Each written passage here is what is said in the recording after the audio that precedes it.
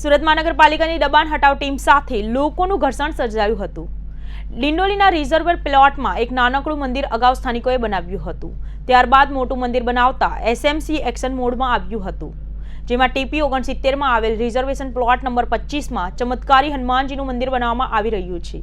આ મંદિરનું ડિમોલેશન થતાં સ્થાનિકો ઉમટી પડ્યા હતા। મહિલાઓએ ઈંટો હાથમાં લેતા ડિમોલેશનની કામગીરી અટકાવી દેવામાં આવી હતી।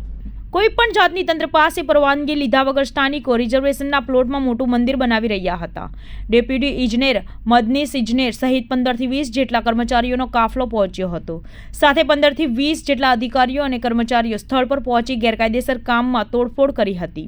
મંદિરના પૂજારીઓ અને ભક્તો ઘસી આવતા મામલો ઉગ્ર બન્યો હતો। એસએમસીના કર્મચારીઓ અને પૂજારી ભક્તોની વચ્ચે રકઝક થઈ હતી।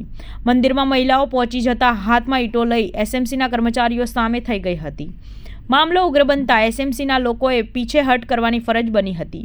ડિંડોલી પોલીસ પણ બનાવની જગ્યાએ પહોંચી હતી અને એસએમસીના અધિકારીઓએ વધુ બાંધકામ કરવાની ના પાડી રવાના થયા હતા।